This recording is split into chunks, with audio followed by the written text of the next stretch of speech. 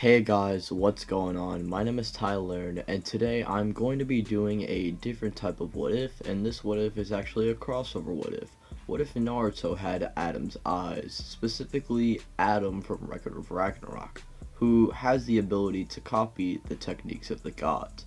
Basically, I'm going to be applying that to Naruto standards and him being able to copy essentially any jutsu. But obviously he has to see the technique before he can actually use it. And this does sound busted, so this series probably won't be for long, but I just thought it would be a little bit of a fun idea since I do Record of Ragnarok and I do Naruto what ifs, so why not just combine the two? With that being said, ladies and gentlemen, part 2 will be out tomorrow, and that being said, let's just jump right into it. Alright, so we start our story off around the 3rd grade ninja war era where we see Minato basically becoming known throughout the 5 nations as the Yellow Flash, and he would also be known for having these specific eyes. Specifically, these eyes allow him to copy any jutsu, and he actually did this to the Raikage. Instead of just teleporting and blitzing him and embarrassing him, he would use his own technique against the Raikage and actually overpower him with his own technique. So basically him just embarrassing the Raikage even more than he did in canon, and honestly I think Killer B here would just try and retreat since that's what A would want, and not to mention Minato just bopped the Raikage, who should be stronger than Killer B at this point, at least in terms of physical strength. And this would just lead into Minato becoming the Hokage probably earlier, and the attack on Konoha would then ensue, with Minato actually being able to defeat Obito in this scenario. You know why? Because he could just use his own ability and actually adapt from it, because that's what Adam does. So he could literally use Kamui and basically just make it a better version of it. Imagine Kamui along with the Flying Raijin. And yes, Kekkei Genkais or blood relations, none of that is going to stop these Eyes of the Lord. And so in this timeline we have Minato surviving, however Kushina would probably die giving birth to Naruto, and Minato would then seal Kurama inside of Naruto still, and just promise to raise him and make sure Kurama doesn't go out of control. With this would then lead into Naruto being held to a pretty high degree in the Leaf Village. Instead of him being some low-class scum, Naruto is actually a little bit of an Boruto situation, where everyone knows him for being the Hokage's son. And Naruto does understand that he is this, but he wants to become his own icon. But it's not going to be in a lame way that Boruto does it. No, he's going to be doing it through hard work and determination, and promising to himself, and even his dad himself, that he will be the greatest ninja to have ever lived. And this would mean even greater than Minato and even the other past Hokages, which Minato would laugh at, but Naruto would say, "You're laughing now, but just wait." And this would then lead into Minato then saying, "Alright son, let's get back to training." Yes guys, Naruto is obviously going to be going under training because he does have the nine-tailed fox sealed inside of him, meaning he's going to be a pretty big target. And since Minato is alive and in charge, he's going to be training Naruto and making sure he knows how to protect himself from, ninja that would want to try and sweep up and try and take him. Even people in the Leaf Village, some people would probably try and sneak Naruto maybe at night, but Naruto would obviously, be trained enough so he would actually not get into that situation and actually body that person. So this would then lead into Naruto not only learning basic taijutsu and basic chakra control like water walking and tree walking, but we would also get Naruto harnessing his eyes. More like trying to harness his eyes, because Naruto can't actually use his eyes. Oh, y'all thought I was gonna give Naruto the power at the beginning? Psych! Nah, but anyways, this would then lead into Minato trying to come up with ways so that Naruto can unlock his eyes, but Minato would say to Naruto maybe he needs some kind of, moment to trigger this, transformation. Not to mention Minato would tell Naruto and clarify to him that it's probably going to be pretty overwhelming on Naruto for the first time he actually, maintains the eyes for more than a few seconds. At most, Naruto is probably going to be only able to copy one move, and that's if the move isn't overwhelming on Naruto's chakra.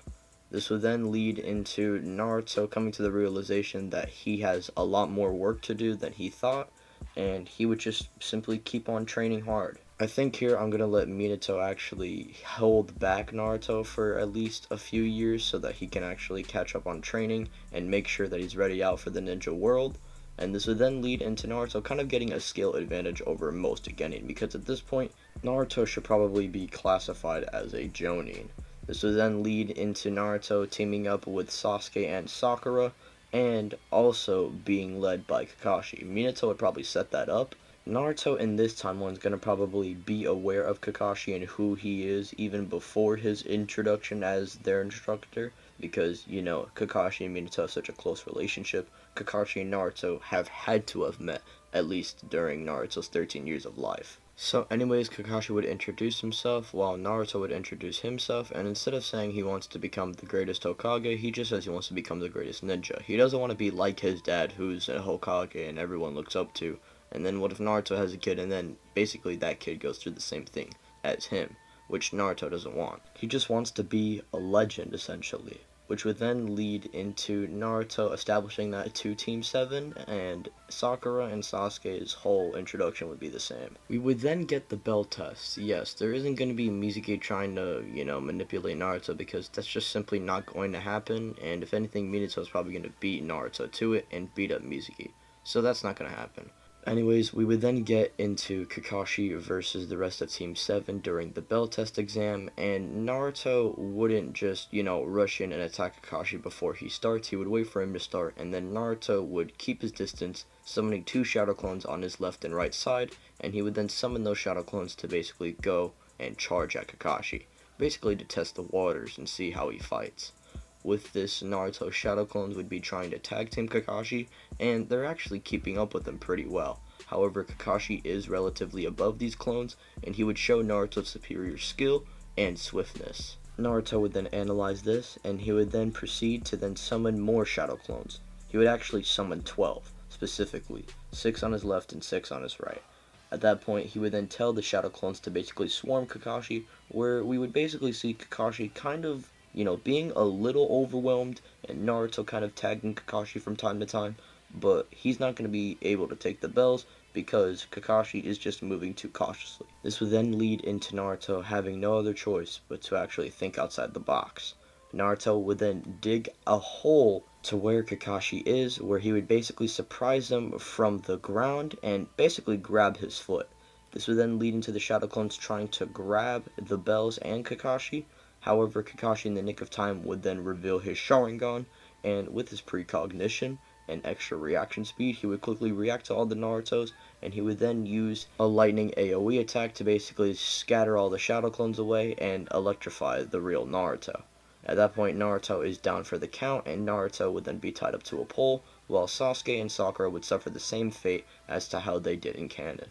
I think in this timeline, Sakura would actually willingly give Naruto her lunch because she actually has nothing against Naruto, and Naruto is actually, not the immature brat that he was that Sakura hates. And honestly, if she had to choose someone that wasn't Sasuke, Naruto would be that guy. Which might be in Naruto's odds because Naruto still would have a thing for Sakura. I don't see why not. The only difference here is his motivation and powers. I don't think his, crush that he had as a 13-year-old would change. Anyways, Team 7 overall is just connected a lot better, and Naruto and Sasuke would probably still have a rivalry, with Naruto not being as immature or getting under Sasuke's skin as much.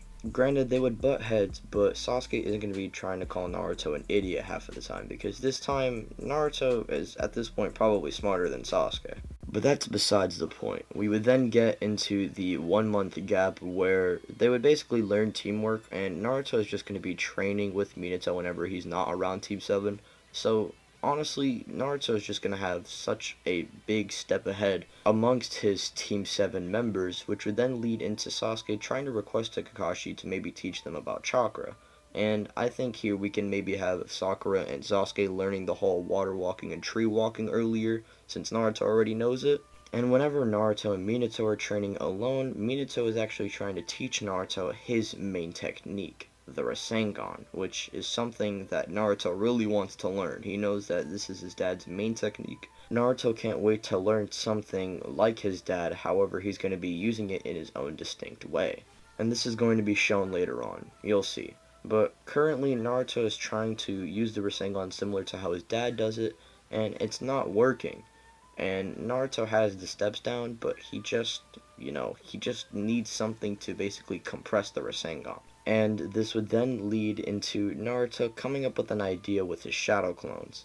We would then transition into the beginning of the Land of Waves arc, which Naruto would just easily foderize the Demon Brothers, like effortlessly, and he wouldn't even get scratched or poisoned, so we wouldn't have that kunai speech or whatever. Rather, it's just Naruto saucing on two Chunin. Now, for the Zabuza encounter, I feel like Naruto is going to be sticking with Tazuna and letting Kakashi try and handle everything until he would then get trapped in the water prison.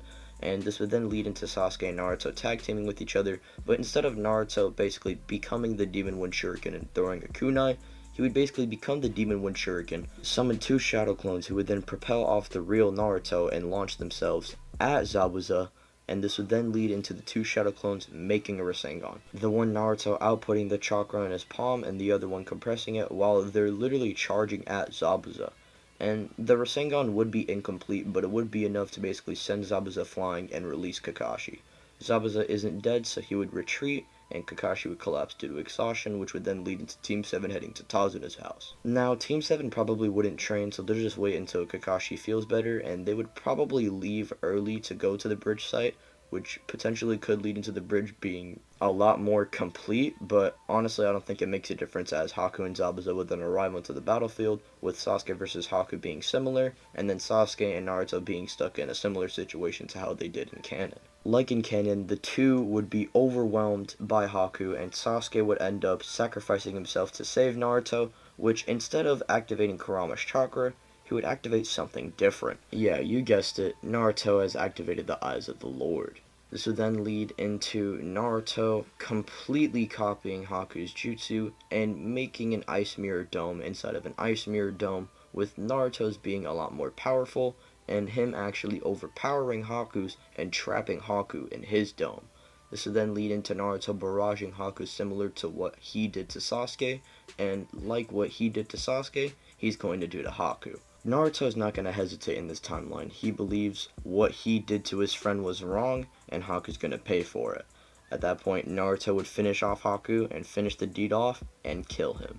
As for Zabuza, he's pretty much killed off by Kakashi, if not by Naruto, because he would just be bloodlusted and probably fuming, and basically use the last of his chakra to maybe kill Zabuza, but I'll just let Kakashi do it. We then get Gato and his men arriving onto the bridge site, and Tazuna's relatives would probably be killed, as they were probably going to be killed in canon if it wasn't for Naruto, but since Naruto isn't there, they're just dead. Anyways, Tazuna would be the only one left in his family, while Naruto and Team 7 would finish off Gato and his men and avenge the Land of Waves. This would then end the Land of Waves arc, and the Chunin exams and onward of Part 1 will be continued on in Part 2 of What If Naruto Had Adam's Eyes. Thank you guys for watching the video. If you guys are new, be sure to subscribe, hit the notification bell, because majority of the people who watch my videos aren't subscribed. Be sure to like the video, share with your friends, follow me on Twitter, join the Discord. Thanks once again, guys. My name is Tylearn, and I'm going to catch you on the next video. Peace out. Bye.